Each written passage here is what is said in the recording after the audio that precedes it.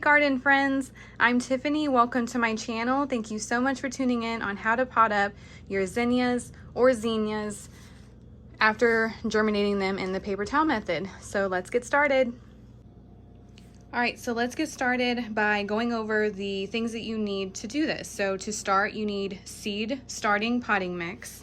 You can use any brand, but the kind we get from the store is just Miracle-Gro seed starting. I use this every single year. It works great for me. It's pretty affordable. So start with any potting mix that is for seeds. You need a tray that does not have drainage holes, some water to moisten your soil because it's going to give your seedlings less transplant shock by having your soil moist before putting the roots down in it. You're going to need your spray bottle, which you've probably been using if you've been taking care of your seedlings with the paper towel method, because occasionally you may have to open up your Ziploc and spray it down just to keep it a nice little greenhouse humid effect. And some type of pencil or a dowel to create holes in your soil before putting the roots of your seedlings into that soil, because that could damage the roots and you don't want that. So something that will create an indent for you. A razor to create slits in the bottom of your cups, or a drill if you want a fast way of drilling a whole bunch of holes. I use just all-purpose cups. They're 5 ounce, and you can still rewash these, reuse these every single year, just like you would be disinfecting the plastic inserts.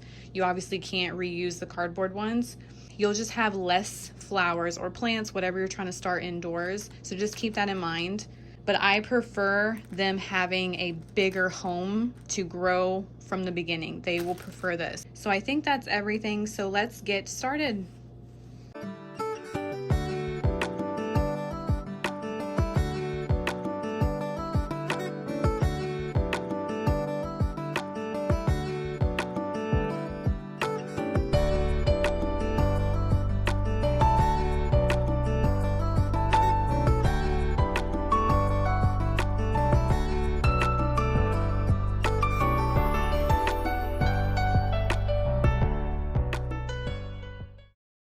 All right, now that all my cups have drainage, I'm going to moisten my soil. And what you're looking for is, after you stir it up with some water and squeeze it into your hand, you want it to not drip any water, and you want it to hold its shape. So it just takes some time. Just add some water, add a little at a time, so you don't get it too wet at first.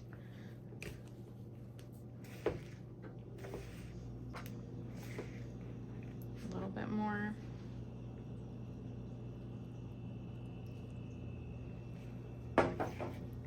You're not going to need a whole lot.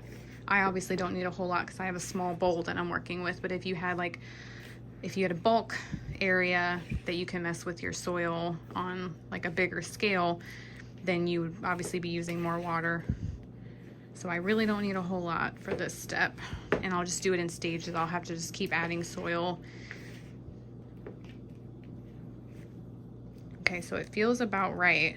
So what you do is you just grab a handful, squeeze it in your hand, and it shouldn't drip any water. And it should stay formed together. That's what you're looking for. It's still really fluffy. It's not crazy wet. So when you get to that step, then you can start filling your cups.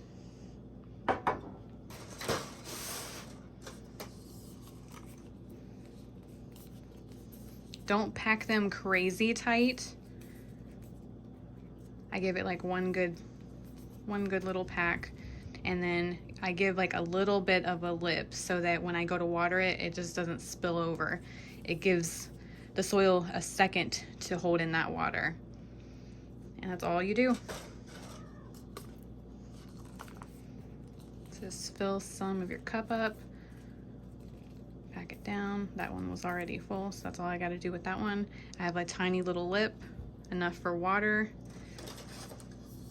And that's a good rule of thumb. No matter what container you're filling up with soil, you need a lip. You don't fill all the way to the brim, because that water will just pull over when you go to water your plants. And you need that water to have a second to stay there and go down into the soil, not just be pouring off the side and not even watering your plants. So I'm just gonna do this and I will meet you when I'm done.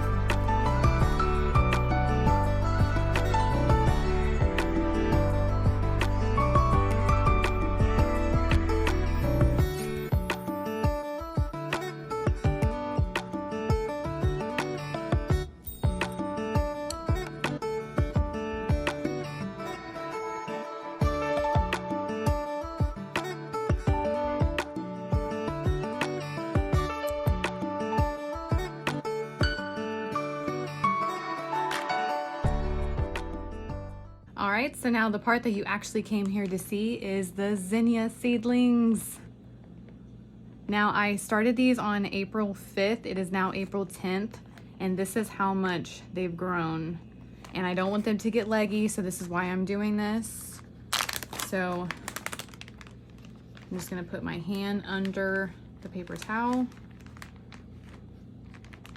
get it unstuck from the bottom, and just gently take it out. And look at that. Beautiful. Look at those. And see, I don't want them to get any more leggy than they already are getting by being in that bag.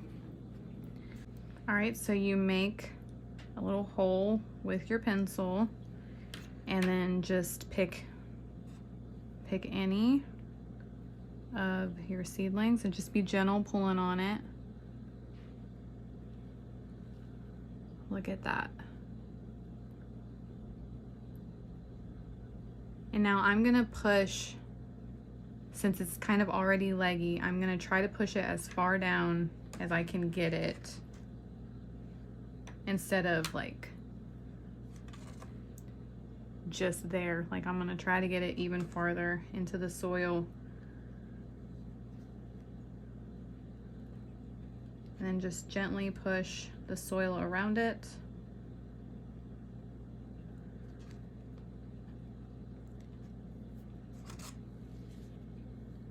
See that, like how low it is? And once it goes under grow lights, it will no longer be leggy.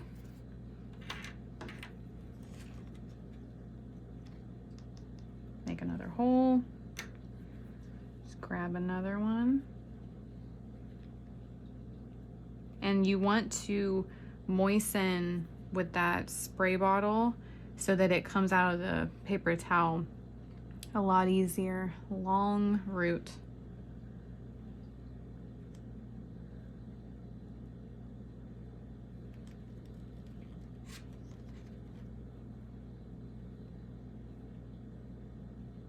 There we go.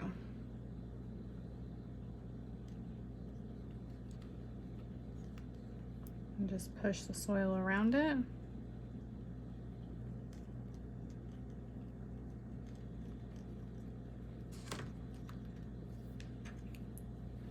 That's all there is to it.